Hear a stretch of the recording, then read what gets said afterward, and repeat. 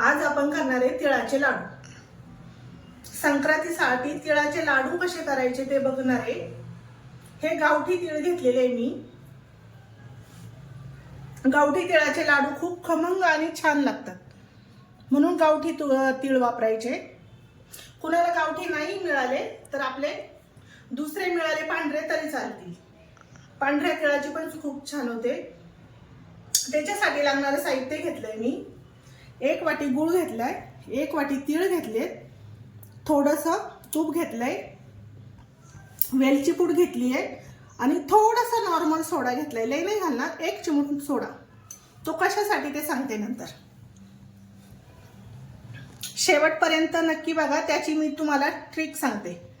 काय परिणाम होतो त्याचा मी शेवटी सांगते तुम्हाला। आपण आता तीळ भाजून घेणारे असे खमंग, चांगले तडतड होईपर्यंत भाजायचे। त्याला तडतड आवाज आला का समजायचे आपले तीळ भाजलेले आहेत आणि असे फुगतात पण छान, असे टम्म फुगून येतात तीळ। त्याची क्वांटिटी सुद्धा वाढते तिळाची भाजल्यानंतर।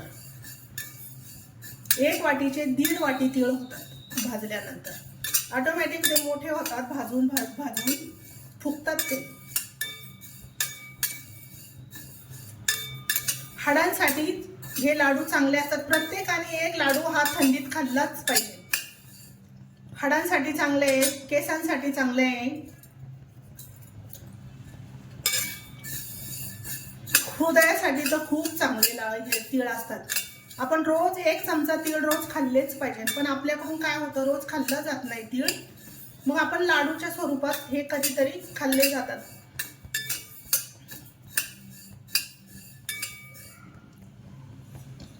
संक्रांतीत आपण आवर्जून हे लाडू केले जातात ना। आपण लाडू खातोच संक्रांतीमध्ये।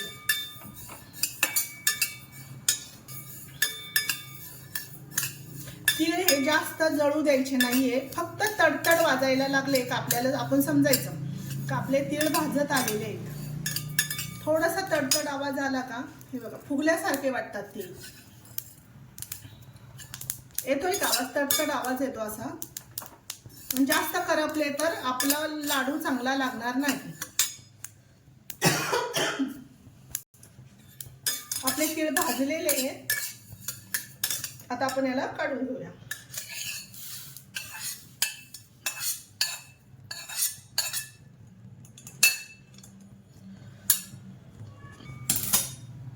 आता याच्यात आपण घालणार आहे अर्धा चमचा तूप,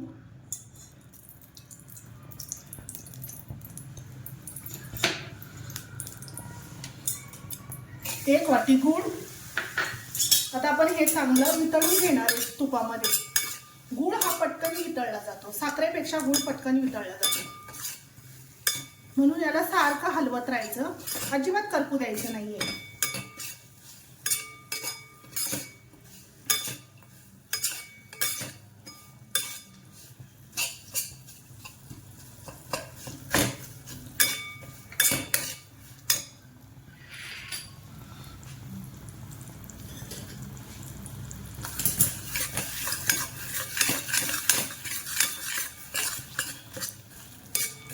गूळ जर करपला तर आपले लाडू करपट लागण्याची शक्यता असते, म्हणून याला स्लो गॅस वरतीच पातळ करायचं आहे गूळ।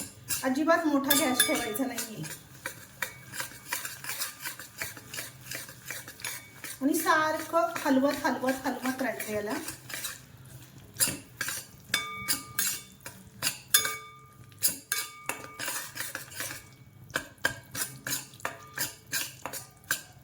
आमच्या आई आम्हाला पूर्वी हे फक्त गुळामध्ये आणि मोहरीमध्ये फक्त कुटून द्यायचे, हे 2 मिक्स।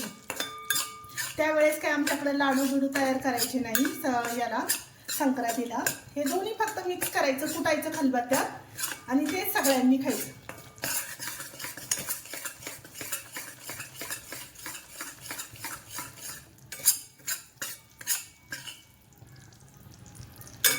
गूळ पातळ झालेला आहे, अजून थोडंसं पातळ होऊन देऊ, म्हणजे लाडू आपले पटकन फुटणार नाही।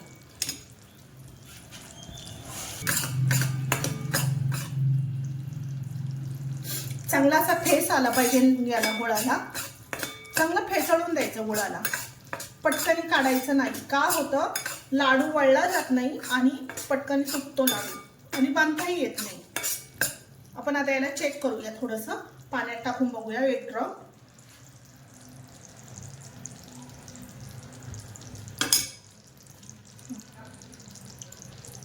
चांगलं झालेलं आहे. मी हा गुळ चिक्कीचा घेतलेला नाहीये.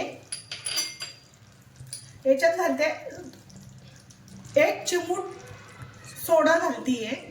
हे बघ, 1च चिमूट घातलाय, लई पण नाही घातला, थोडंसं नॉर्मल घालायचं आहे. हलकं व्हायला. हे बघा बबल्स आले त्याला छान असे आणि हलकंही झाले मस्त. याच्यात घालूया आपण तीळ.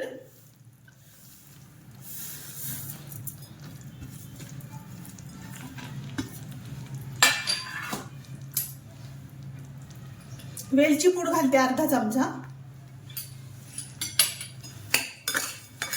याला चांगलं मिक्स करून घ्यायचं असं.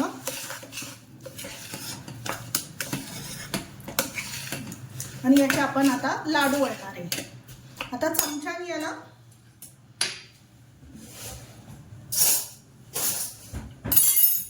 ह्या भांड्याला असं तूप लावून घ्यायचंय. जरा थोडंसं हलकंसं तूप लावायचंय, काही जास्त लावायची गरज नाही पडत.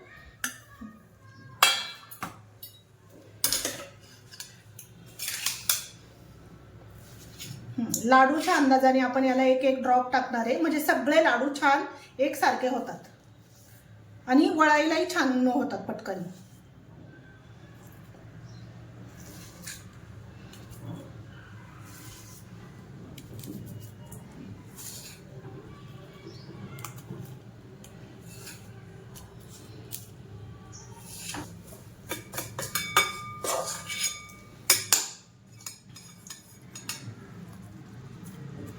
सोडा का घालायचा याच्यामध्ये, तर सोड्याने ना लाडू अजिबात कडक होत नाही. अगदी हलके फुलके लाडू होतात याने, अजिबात कडक होत नाही.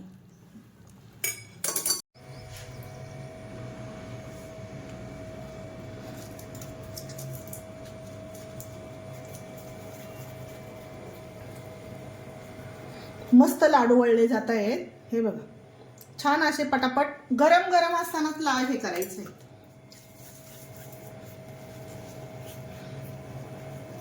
गुळ पण त्या पद्धतीचा असावा लागतो त्याला.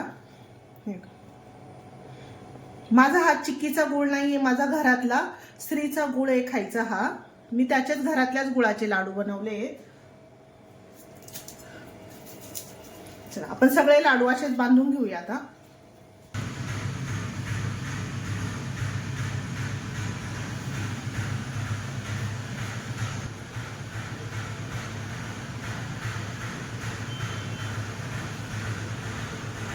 आपले संक्रांतीसाठी लाडू तयार झालेले आहेत.